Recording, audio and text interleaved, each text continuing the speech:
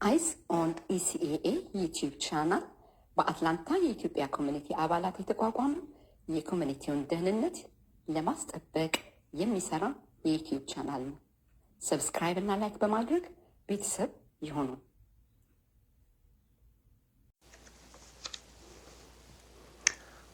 እሺ ክቡራትና ክቡራን የኢትዮጵያ ኮሚኒቲ በአትላንታ አባላት እንዲሁም ደጋፊዎች እንደምን ዋላችሁ። ሻለቃ አጥናፉ ነኝ። የኢትዮጵያ ኮሚኒቲ ማህበር በአትላንታ የህጋዊው ቦርድ ጸሐፊ። ዛሬ ለአጭር መግለጫ በጣም ለተወሰነ ጊዜ ለመስጠት ነው እናንተ ጋር የቀረብኩት። እሱም ያው ሰሞኑን እንደምትሰሙት ምንም እንኳን በርካታ የኮሚኒቲው አባላት በግላቸው የተደረገልን ጥሪ ወይም ማስታወቂያም ባይኖር በተለያዩ የሶሻል ሚዲያዎች እና የቴሌግራም ቻናሎች እንደተመለከት ነው በመጪው እሁድ ፌብሩዋሪ 1 2026 ምርጫ ይደረጋል እየተባለ ቅስቀሳ ሲደረግ እየሰማን ነው። ይሄንን በሚመለከት ከዚህ በፊትም ለመግለጽ ሞክረናል። አሁን ኮሚኒቲው ባለበት ሁኔታ ምርጫ ማድረግ እንደማይቻል የማይቻልባቸውንም ሁኔታዎች ይገልጻለሁ ጠቅሰን ብዙ ጊዜ ገለጻዎችን ማብራሪያዎችን ሰጠናል። እንግዲህ ምርጫው እየቀረበ ሲሄድና ወንድሞቻችንን በሌላ ወገን ያሉት እና እህቶቻችን የአስመራጭ ኮሚቴዎችን ጨምሮ አልሰሙንም፣ የሰሙን አልመሰለኝም እና ቀጥለውበታል። ከዚህ በፊት ካሁን በፊት እስካሁን ስንናገር የነበረው ይሄን ሁኔታ ተገንዝበው ህገወጥ መሆኑንም አውቀው ሰውንም እንዳያደክሙ እነሱም እንዳይደክሙ ኮሚኒቲውንም ደግሞ ከዚህ በፊት የገባበት አረንቋ መውጣት አቅቶት እየዳከረ ባለበት ሁኔታ እንደገና ኮሚኒቲውን ሌላ አደጋ ውስጥ የሚከት ነገር ሊሆን እንደሚችል ተገንዝበው ያቆሙታል ብለን ነበር። ግን እነሱ ሲሪየስሊ ሄደውበታል። ስለዚህ ዛሬ እንግዲህ በእኛ በኩል እንደ አመራር ምናልባትም እስከ እሁድ ድረስ እንደገና ሌላ መግለጫ ለመስጠት ላያስፈልገን ይችላል። እሱን ለአባሎቻችን ለማስገንዘብ ነው የመጣሁት። ጠቅለል ባለመልኩ ሁኔታው ምርጫ ልናደርግ የምንችልበት ሁኔታና ችግሮቹ በምርጫ የሚወገዱ ቢሆን ኖሮ እውነቱን ለመናገር የመጀመሪያዎቹ ፈቃደኛ ምን ሆነውና ደጋፊ ምን ሆነው እኛ በሆን ነበር። ነገር ግን ያሉት ችግሮች ሰዎችን በሌሎች ሰዎች በመቀየር በህገወጥነት የሚወገድ አይደለም። እንዳውም የበለጠ ያወሳስበዋል። ምክንያቱም ህግና ስርዓትን ተከትሎ የሄደ ባለመሆኑ ምንድናቸው ነጥቦቹን እስቲ ጠቅላላ አድርጌ ለመናገር ያህል፣ አንደኛ እንግዲህ ክስ ተመስርቷል። መጀመሪያ እነሱ ከሰውናል፣ ቀጥለን እኛ ከሰናል። 200 ሺህ ብር ከተዘረፍን በኋላ ያን አስመልክቶ ክስ ስንመሰርት በዛ ምክንያት ደግሞ አካውንቶች በሙሉ ፍሪዝድ ሆነው ባሉበት ሁኔታ ነው ያለነው። ከፍርድ ቤት ሁለታችንም ቀርበናል። ኮንሶሊዴት ለማድረግ በአንድ ዳኛ ሁለታችንም ለመዳኘት ተስማምተን የሁለቱ ጠበቆች የእነሱም ክስ የእኛም ክስ መጀመሪያ የክሱ ጭብጥ እነሱም በኢትዮጵያ ኮሚኒቲ ስም ነው የከሰሱን፣ እኛም በኢትዮጵያ ኮሚኒቲ ስም ነው የከሰስነው፣ ህጋዊ ነንና ስለዚህ ያ ሁኔታ እንደማይቀጥል ጠበቆች ሁለቱም ተመካክረው የግድ አንዱ ብቻ ነው በኢትዮጵያ ኮሚኒቲ መክሰስ የሚችለው ወይ እኛ ወይ እነሱ። ይሄን ደግሞ በዳኛዋ የመጀመሪያ ሂሪንግ ሊቲጌሽኑ ሁሉም ነገር ከመጀመሩ በፊት ማነው የኢትዮጵያ ኮሚኒቲ ህጋዊ ተወካይ ሆኖ በኢትዮጵያ ኮሚኒቲ ስም ሊከስ የሚችል የሚለው ነገር መጀመሪያ መወሰን አለበት። ለዚህ ተብሎ ባለፈው እንደነገርናችሁ ኖቬምበር 24 በተከበሩ ዳኛዋ ፈቃድ በብዙ ጥረት ያ የፍርድ ቤት ቀጠሮ ቀን ተገኝቶ ቀርበን ነበረ። ቀርበን ያን ቀን ዳኛዋ ሊወስኑ አልቻሉም። በቂ ጊዜ አልነበረኝም አሉ። ስለዚህ ለሌላ ቀጠሮ እየጠበቅን ያለ ነው። ያ ቀጠሮ መቼ ነው? እስካሁን ድረስ አላወቅም። አሁን እንግዲህ የኮሚኒቲው ህጋዊ አካል ዛሬ ማን ነው ለሚለው ክስ ተመስርቶ የዳኛዋ ፍርድ እየተጠበቀ ባለበት ወቅት እኔ ነኝ ብዬ ወይም የኛ ህጋዊ አካል ያለው አመራር ምርጫ ልናካሄድ አንችልም፣ ህግ ልንቀይር አንችልም። ምክንያቱም የምንሰራበት ህግ የ2010 ዓመተ ምህረት ህግ ነው ብለን ኤግዚቢት አቅርበናል። ዳኛውና ፍርድ ቤቱ የሚያውቀው ያን ህግ ነው። ያ ፍርድ የሚታየው ያን ህግ ጥሰናል አልጣስንም ነው እንጂ ዛሬ በመሀከል ላይ በቀየርነው ህግ አንዳኝም፣ ልንቀይርም አንችልም፣ አመራርም ልንቀይር አንችልም። ምክንያቱም አመራር ማንቀይርበት ምክንያት ምንድን ነው? እነሱ እኛን ጥፋተኛ ብለውናል። እኛ ጥፋተኛ ከሆን እኛ ተጠያቂ እንሆናለን። እነሱ ጥፋተኛ ከሆኑ ደግሞ እነሱ ተጠያቂ ይሆናሉ። ያ ተጠያቂነት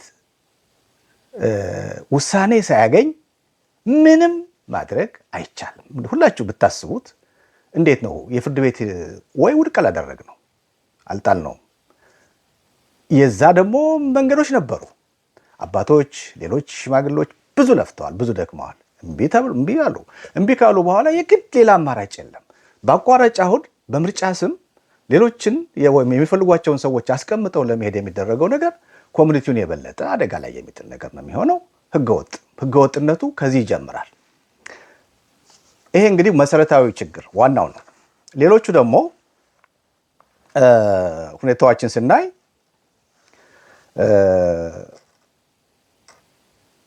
ህጋዊ ቦርድ እና አመራር የቁጥጥር ኮሚቴውን ጨምሮ የስራ አስፈጻሚውን ጨምሮ ጽሕፈት ቤቱን ቁልፉ ተነጥቀን በህገወጥ ሰዎች በተቆጣጠሩት ሁኔታ ስራ እየሰራን አይደለም። መደበኛ ስራችንን ህዝብ የመረጠንን ስራ እየሰራን እንዳንሰራ ታግደን ያለንበት ሁኔታ ነው ያለው እና በዚህ ሁኔታ ላይ ያለን ምርጫውን የሚያስፈጽመው አመራር ማን ነው? እነሱም ሊሆኑ አይችሉም።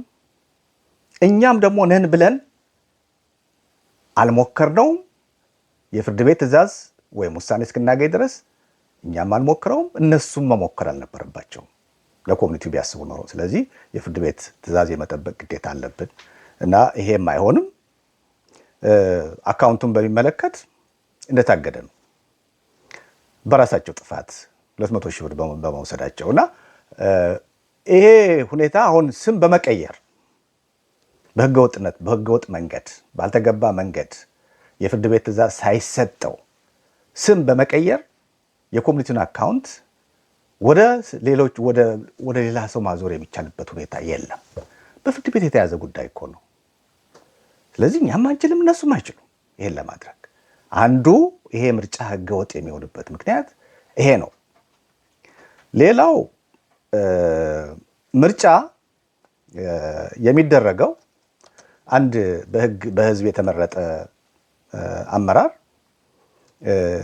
ስራ በሚሰራበት ጊዜ ያጠፋውም ያለማውም ኦዲት ተደርጎ ሁሉም የማኔጅመንት ኦዲትም የፋይናንሻል ኦዲትም ተደርጎ ያ ሪፖርት ቀርቦ ለጠቅላላ ጉባኤው ጸድቆ ያን ሪፖርት የሚያቀርበው ደግሞ በህዝብ የተመረጠ የቁጥጥር ኮሚቴ ኖሮ እንደገና ኦቨርሳይት የሚያደርገው ደግሞ የባላደራው ቦርድ ሪፖርት አቅርቦ ተገምግሞ ከዛ በኋላ ነው ወደ ምርጫ የሚካሄደው። ይሄን ለማድረግ የሚቻልበት ሁኔታ የለም። ኦዲት ተደርጎ አያውቅም የኮሚኒቲ ላለፉት 1 ዓመት ከምናምን። እንግዲህ ኦዲት ሊደረጉ የሚገባቸውን ገንዘብ ያዥና ሌሎችንም የሚመለከታቸውን ሁሉ በህገወጥነት መንገድ አባረናል ብለው ግን ህገወጡን አንድ ሰው አስቀርተው ባሉበት ሁኔታ እነሱም ጠቅሰውታል። ኦዲት ሊያደርጉ የሚችሉት ነገር የለም፣ የሚቀርብም ኦዲት የለም። ይሄ ሳይደረግ ደግሞ አንድ የስልጣን ሽግግር ከአንዱ ወደ አንዱ ማስተላለፍ ማለት የጆርጂያን ነን ፕሮፊት ህግና የአይአርኤስን ህግ መጻረር ነው። ይሄ ኮሚኒቲ ህጋዊ ሰውነት ሲያገኝና በተለይም ደግሞ ከታክስ ነፃ የሆነ በሆነ መንገድ ገንዘብ እንዲያንቀሳቀስ ሲፈቀድለት አንዱ ፕሪኮንዲሽን ምንድን ነው? አካውንተብል መሆን እና ትራንስፓረንት መሆን ነው። ምክንያቱም ህዝባዊ ተቋም ነው። በህዝባዊ ተቋምነቱ ባላደራ አለው። ባላደራው ቦርዱ ነው። ቁጥጥር ኮሚቴ አለው። በህግ የተሰጠው ስልጣን አለ። ያ ትርፋማ ያልሆነ ድርጅት ነው። ታክስ አይከፍልም። ስለዚህ እያንዳንዷን ፔኒ ስርዓት ባለው መንገድና ህጋዊ በሆነ መንገድ መንቀሳቀሱን ማረጋገጥ አለበት። ይሄ ኮምፕላያንስ አካሎች ማለት ነው።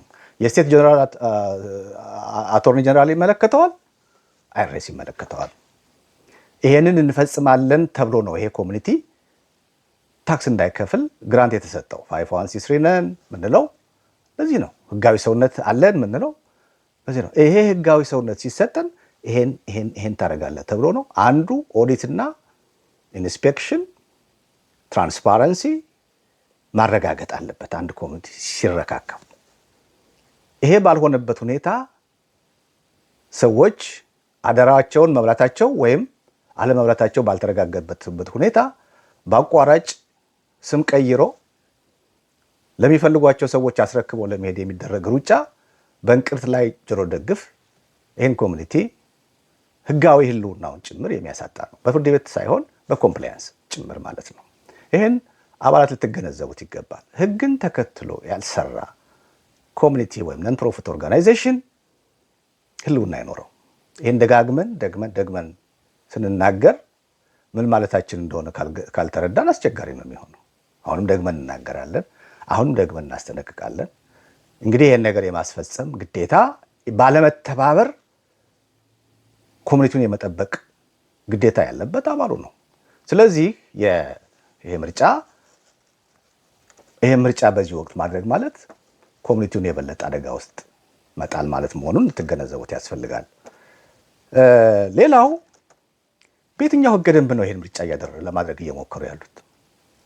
በ2010 ነው ወይስ በ2025 ኦክቶበር 5 ህገ ደንብ ነው? በኦክቶበር 5 ጸደቀ የተባለው ህግ እኛ ተቃውሟችንን ገልጸናል። በርካታ ህዝቦች ገልጸዋል። እዛው ስብሰባ ላይም ብንታፈንም እየጮህን ሪከርዶ አለ ተናግረናል። ነል ኤንድ ቮይድ ነው እያደረጋችሁ ያላችሁ ስብሰባ ላይ ስለነበር ማለት ነው። በ2/3 ድምፅ ማለፍ ሲገባው ማንኛውም ያለፈ ህግ በ50% + 1 ድምፅ ነው ያለፈው። አንድ ህግ ኮንስቲቱሽን ማለት ነው። አንድ ኮንስቲቱሽን ሲቀየር በተለየ ውክልና ጉዳይ ይህን ኮሚኒቲ እዚህ ያደረሰው ውክልና ማህበረሰቡ ተሰባስቦ በየእምነቱ በየሲቪክ ማህበራቱ በየድሩ የተሰባሰበ ኃይል ሁሉ በሴቶች በስፖርት በምን ያን ሁሉ የተሰባሰበ ኃይል መጥቶ ነው 2009 ላይ ይህን ኮሚኒቲ ከወደቀበት አንስቶ አሁን ምን ደረጃ ላይ ያደረሰው። ይህንን መተማመን የፈጠረ አደረጃጀት ጥቂት ግለሰቦች ጠቅልለው እንዲመሩት እንዲቆጣጠሩት ለማድረግ የሚያስችል መንገድ ለልማት ለእድገት ያበቃንን ዘዴ እና ስትራቴጂ እና አደረጃጀት ንደው በአንድ ሁለተኛ በ50% ድምፅ በመቶ ምናምን ሰው የ2300 አባል ከባለቤቶቻችን ጋራ ከቤተሰቦቻችን ጋር ስንቆጠር ምናልባትም ወደ 5400 ሊደርስ የሚችል አባል ያለው ድርጅት በ198 ምርጫ እጅ ብቻ ውክልና እንዲቀር አደረጉ። መሰረታዊው ለውጥ እስከ 40 ምናምን ዓመት ተሞክሮ ፌል ያደረገ ጥቂት ሰዎች ተቆጣጥረው የሚመሩት እና ብዙዎቹ የተደራጁት ደግሞ ብሪጅ ሆነው መተማመን እንዲፈጡ ተደርጎ ማህበረሰቡ ተቀብሎን የፈለግነውን ገንዘብ ስንጠይቅ እየሰጠን በልማትም በእድገትም ያበቃውን አደረጃጀት የናደ የሻረ በጥቂቶች የሻረ ህገወጥ ስለነበረ ይህን ህግ አንቀበልም ብለናል። የስቴት ሎው ኢን ፕሮፊት ሎው ይሄን ነው የሚለው። መሰረታዊ የሆኑ ውሳኔዎች ህገ መንግስትን ከስረ መሰረቱ የተመሰረተበትን ቤዝ ወይም ባይሎውን መቀየር በ2/3 ድምፅ እንጂ በ50% + 1 አይደረግም። ስለዚህ ሁሉንም ነገር ኔል ኤንድ ቮይድ ነው የሚያደርገው። እሱን ካላመኑ እንግዲህ ያው ፍርድ ቤት ነው የምንገናኘው። ምን እናደርጋለን እንግዲህ መተማመን ካልቻል ጽሁፎችን አይተን አረጋግጠው አምነው መፍትሄ አካል ለመሆን የሚችለው ቡድን ከሌለ እና የሚያነብም አንብቦም ተረድቶ የውሳኔ አካል ሊሆን የሚችል ቡድን ከሌለ እኛ እንግዲህ ህጉን ተከትለን እየተናገርን እያስጠነቀቅን ማድረግ ምንችለው አንደኛ ማህበረሰቡ ይህንን አውቆ የራሱንም ሪሰርች አድርጎ የራሱን መብት በህግ እንዲያስጠብቅ እንጠይቃቸዋለን። ሁለተኛ ነገር እኛ በሰጣችሁን ኃላፊነት መሰረት ይህ የግላችን ጥቅም የሚፈለግ ነገር የለም። እዚህ ውስጥ የምንፈልገው ነገር የለም። ከዚህ ኮሚኒቲ በግላችን መጀመሪያውም ስንደክምም ኮንትሪቢዩትም ስናደርግ ወደዚህም ስንመጣ ምናልባት እንደ ማህበረሰብ ጠንካራ ስለሚያደርገን ያለ ነው ተወልደን ባላደግንበት ቦታ ነውና ተባብረን የምንሰራቸው የራሳችንን ጥቅም እናስከብርበት፣ መብታችንን የምናስከብርበት፣ አዲስ ለሚመጡ ሰዎች ብሪጅ የምንሆንበት፣ ባህላችንን የምናሳውቅበት፣ ቋንቋችንን የምናሳውቅበት፣ ከሌላው ማህበረሰብ ጋር ተቀራርበን እንደ ማህበረሰብ የምንታወቅበትና የመብት መደፍጠት ሲመጣ ደግሞ ወገኖቻችንን የምንታደግበት መንገድ እንዲፈጠር ብለን የደከምነው መጀመሪያውንም እና መኖሩ ለሁሉም ለድሃውም፣ ለሀብታሙም፣ ለችግረኛውም፣ ችግረኛ ላልሆነውም ይጠቅም ነበረ። ይሄ ኮሚኒቲ ስለሚጠቅም ነው አሁንም ይሄን እያደረግን ያለ ነው። ግን አሁን እየሄድንበት አንዳንድ ወገኖች እየሄዱበት ያለ መንገድ ካልተገታ በስተቀር ያው ኮሚኒቲውን ልናጣው እንችላለን፣ ስጋት አለን። ስለዚህ ይሄ ምርጫ መቆም አለበት። ሊቆም የሚችለው አንድ ባለመተባበር ነው አባሎቻችን። ሁለተኛ ነገር ደግሞ እኛ እነሱ እንዳላዳመጡን ስናቅ የወሰናቸው አንዳንድ ህጋዊ እርምጃዎች ስላሉ እሱን ጠቅሳለሁ። ግን ነጥቦች ሌሎችም ደግሞ ይሄ ምርጫ ውድቅ የሚሆንበትን መንገድ ልንገራችሁ። የምርጫ ቀን ይላል። አሁን የምርጫው ቀን ሲወስኑ ፌብሩዋሪ 1 ነው አይደለም ምርጫ ቀን ብለው የጠሩት። ይሄን ጥሪ ሲያደርጉ በየትኛው ህግ መሰረት ነው ይሄ ቀን የተወሰነው? በህግ ነው የተወሰነ ነው። ይሄም በ2010 ህገ ደንብ መሰረት ምርጫ የሚደረገው በየ2 ዓመቱ ነው። ይሄም ዲሴምበር የመጨረሻ ወር የመጀመሪያው ቅዳሜ ይላል። ዲሴምበር የመጀመሪያው ቅዳሜ በየ2 ዓመቱ ጠቅላላ ጉባኤ ተሰብስቦ አዲስ አመራር ይመርጣል ነው የሚለው እና ይሄ ነገር ቀኑን ሲወስኑ ራሱ ህግን የተከተለ አይደለም። በየትኛው ህገ ደንብ ነው ቀኑን የወሰኑት? በሁለቱም ህገ ደንብ ለማየት ሞከርን፣ አያስኬድም።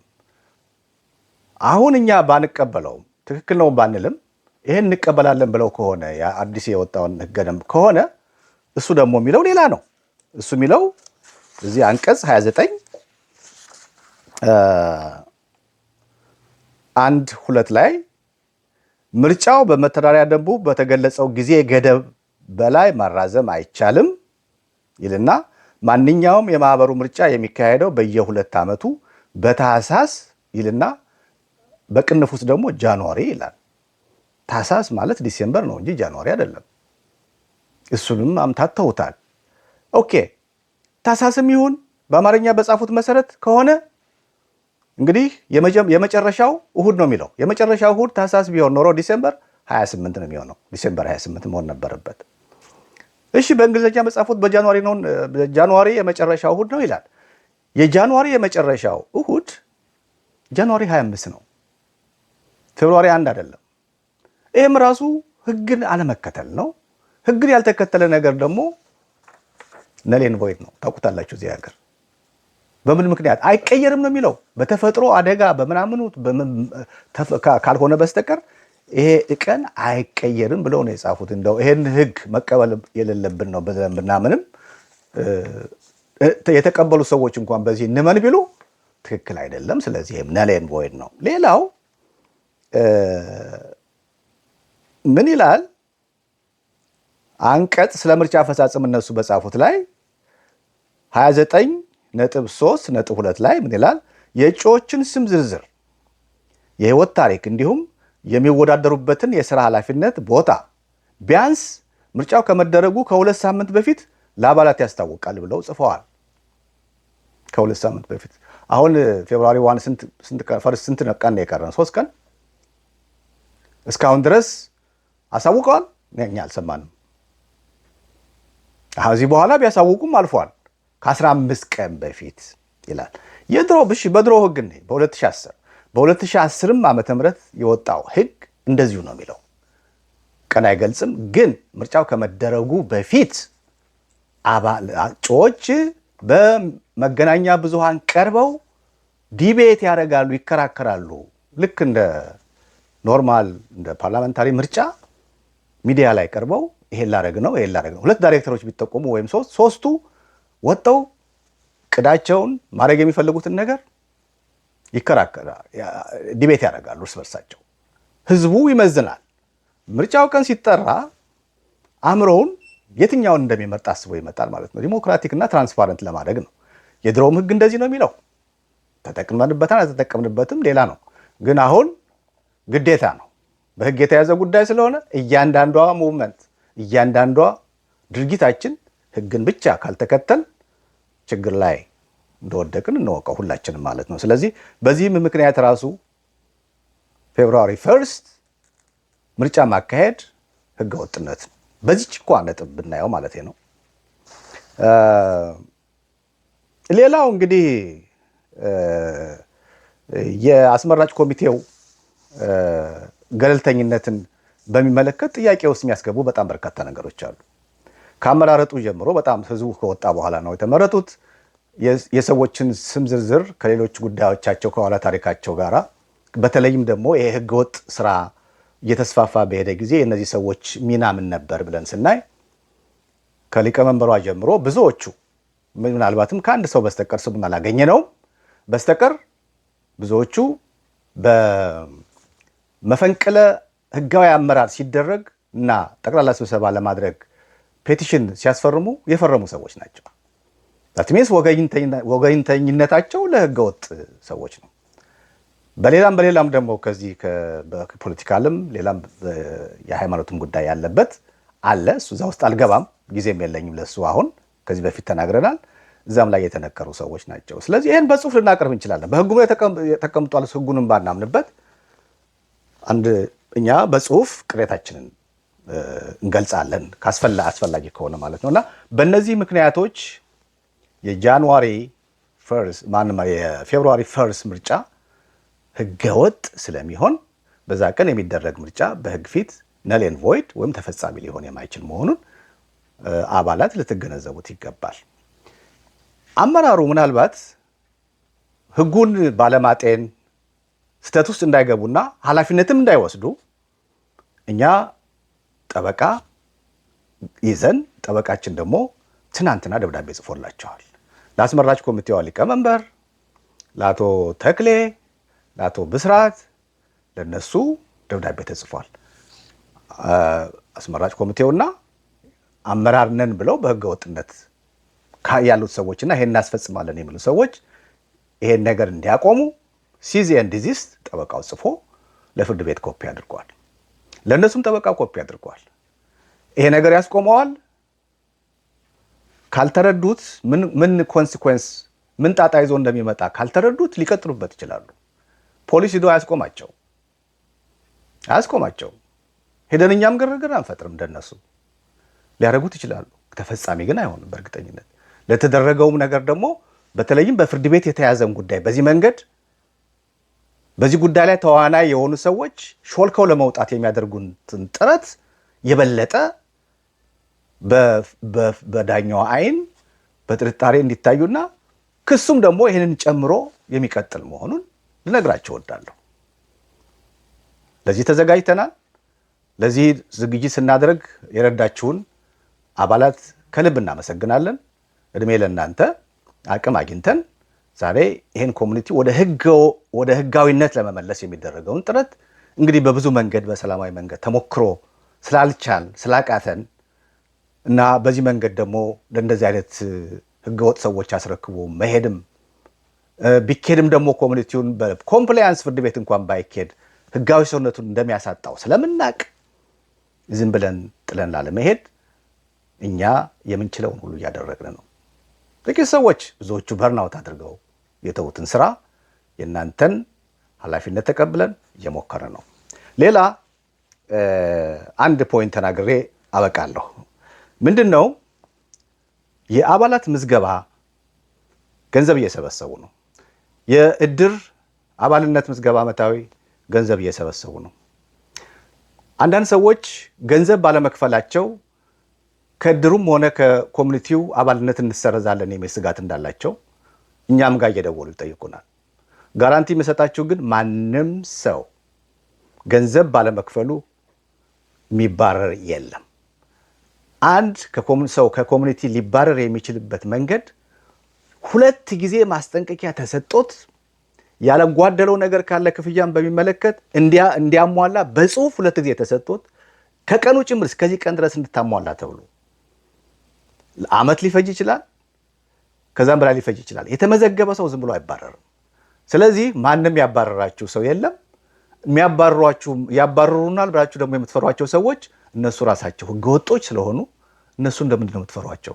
ለኛ ያልከፈልኩም አልከፍልም። ለነሱ በየትኛው አካውንት ነው ምከፍለው? ለማን ነው ምከፍለው? ለማን? ለህገወጥ? አላደርገውም፣ አናደርገውም፣ አታድርጉ ብለናል። አንዳንድ ሰዎች እየፈሩ ይሄዳሉ የሚባል ወሬ ሰምተናል። እንግዲህ በመሰላችሁ አድርጉ። ነገር ግን ከአባልነት የሚያባረራችሁ ሰው እንደሌለ 100% ልናረጋግጥላችሁ እንወዳለን። እንግዲህ ኮሚኒቲያችሁን ጠብቁ፣ ህግ እንዲከበር እርዱን። አመሰግናለሁ በጣም። አይስ ኦን ኢሲኤኤ ዩቲዩብ ቻናል በአትላንታ የኢትዮጵያ ኮሚኒቲ አባላት የተቋቋመ የኮሚኒቲውን ደህንነት ለማስጠበቅ የሚሰራ የዩቲዩብ ቻናል ነው። ሰብስክራይብ እና ላይክ በማድረግ ቤተሰብ ይሁኑ።